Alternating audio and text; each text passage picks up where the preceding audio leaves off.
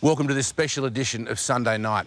We're in Papua New Guinea at a place called Eora Creek, and we are in the middle of what has become known as the Lost Battlefield, where the fighting was so fierce that perhaps it's the only time during World War II that the Japanese threw down their weapons and ran.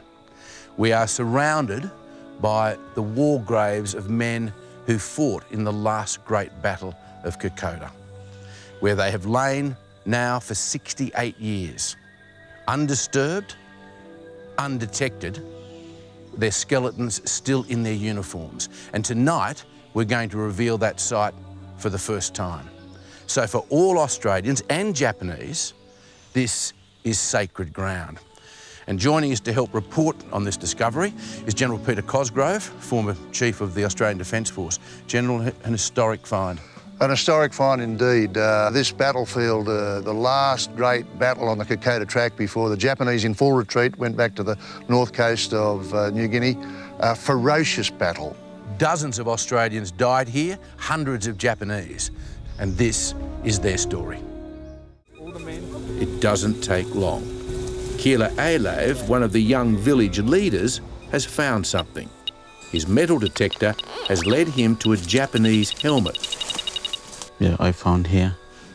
And is there more in this site here? Oh, that's many soldiers. For many years, you and your village has kept this place a secret. Yes, we kept it secret, and we didn't hunt here. And when we passed we give respect. Because of respect? Because of respect. Because of the war dead? Yeah. Japanese and Australians together, commemorating the recent discovery of the lost battlefield. That terrible battle of Eora Creek, where we lost so many young men before they should have gone. Kokoda has been the defining moment, or one of the major defining moments in Australia's history. Would be the only place that I ever saw the nips get out of their foxholes and run.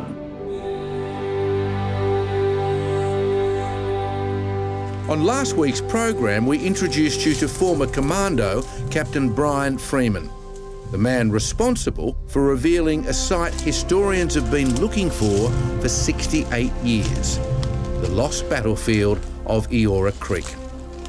When you walked onto the site, what first struck you? The eeriness of looking at a piece of weaponry that sits where it was left struck me immediately. It was like walking into something that is untouched. It was like walking in there on the 29th of October 1942 when the Australians buried 69 Japanese soldiers there.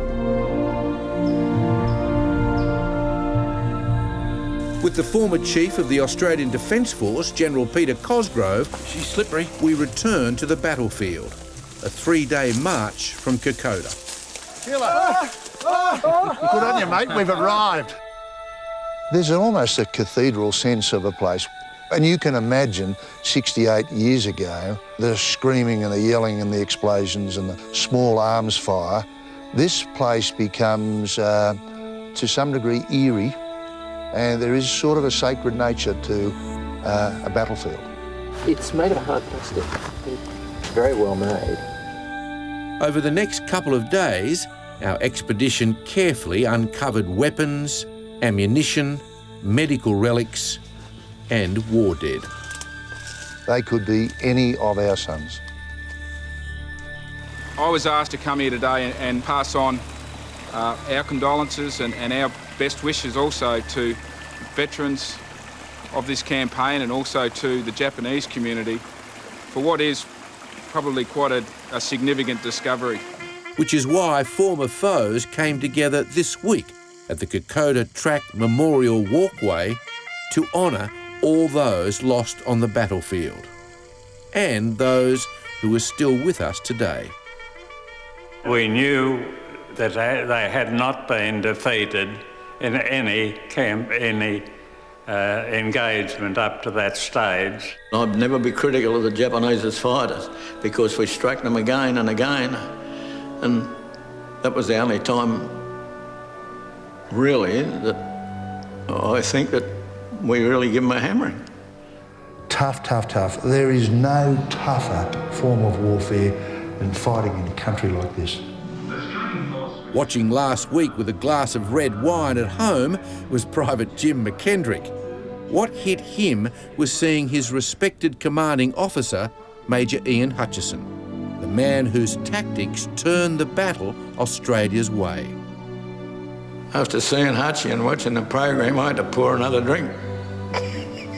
Work that out. And have another one. Well, I finished the bottle. Yes, I was emotional, and I'm not normally an emotional kind of a bloke as a rule, but that got to me, I tell you. Still missing are Sergeant Ronald Cadell from the Hunter Valley, Corporal John Clements from Parramatta, and Private Angus Collins from Orange.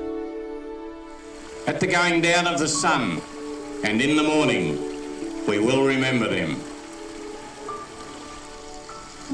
lest we forget. I was very emotional.